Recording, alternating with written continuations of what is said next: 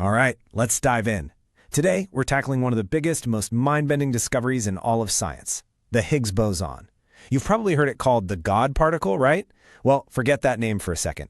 Think of it as the particle that gives everything substance. But what in the world does that actually mean?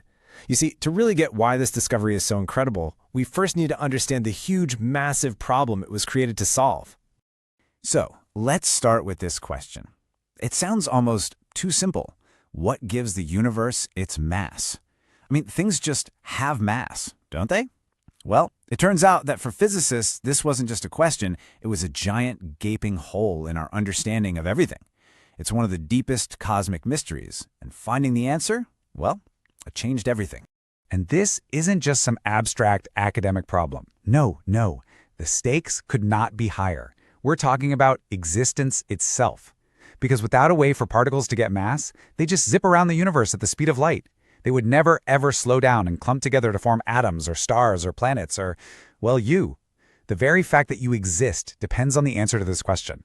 Okay, so to really appreciate the solution, we first have to wrap our heads around the problem. And it was a doozy.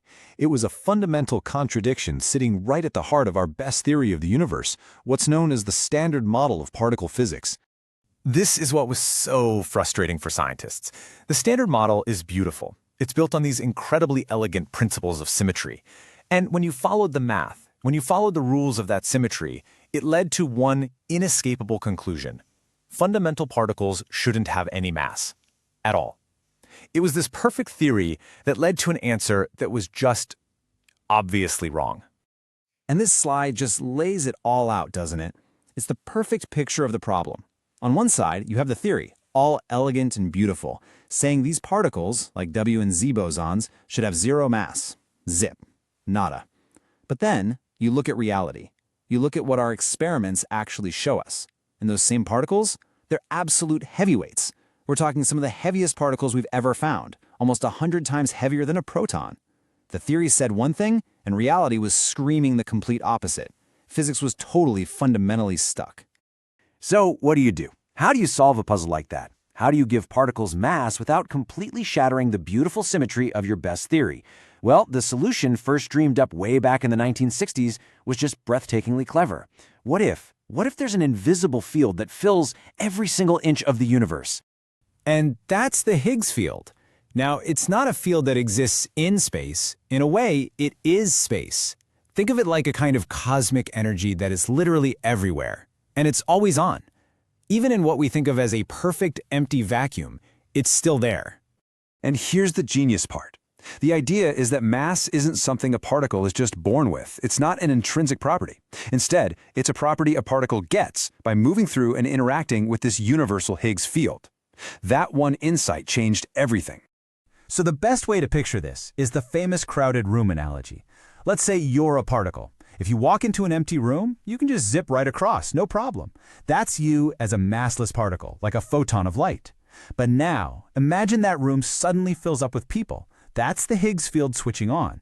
If you're a superstar celebrity, everyone's going to try to talk to you, slowing you down. That resistance, that drag you feel trying to get across the room, that's what we perceive as mass. And that right there is the key. It's so elegant. A particle that interacts a whole lot with the Higgs field, the super popular person in that room, ends up being really massive. A particle that barely interacts at all is very light. And a particle like the photon, it's like someone nobody in the room knows, so it just zips right through without interacting at all. It has zero mass. It's a beautifully simple explanation for a really complex problem. But look, for almost 50 years, this was just a brilliant theory on a chalkboard. That's all it was. To prove that this invisible field was actually real, physicists had to go out and find hard evidence. They had to hunt for its particle. See, in quantum field theory, every single field has a particle that goes with it. It's like a ripple or an excitation in that field. The ripple in the electromagnetic field is the photon, and the ripple in this all-pervasive Higgs field, that's the Higgs boson. Finding this one particle would be the smoking gun, the absolute proof that this whole crazy idea was right. But finding it, oh man, finding it meant building one of the most complex, most powerful, most incredible machines humanity has ever conceived, the Large Hadron Collider at CERN. We're talking about a 27-kilometer ring that takes protons and accelerates them to 99.9999991% the speed of light, and then smashes them head-on, just to recreate, for a fraction of a second, the conditions of the Big Bang. It's just mind-boggling. And as you can see, this was a long, long journey. The idea was born all the way back in 1964. The machine powerful enough to find it finally started running in 2008. And then, after sifting through just mountains and mountains of data from trillions upon trillions of collisions, the announcement finally came. July 4th, 2012. A historic day. They had found it. But here's the crazy thing. Scientists didn't actually see a Higgs boson. It's incredibly unstable and vanishes almost instantly. So instead, they had to find its ghost. They hunted for the specific, unique fingerprint of particles it was predicted to decay into, like a very specific pair of high-energy photons, or a pair of those super-heavy Z bosons we talked about. Seeing that precise signature emerge from the noise, that was the eureka moment. Now, finding the Higgs was a monumental achievement. It was like placing the final, crowning stone on the top of the Standard Model. But in science, every fantastic answer just leads to even bigger, more profound questions. So this discovery wasn't really an ending. It was a brand new beginning.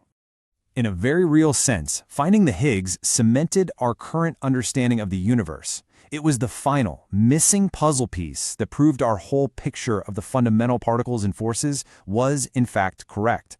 An incredible intellectual achievement decades in the making. But here's the thing. Finding the Higgs wasn't just about confirming an old theory.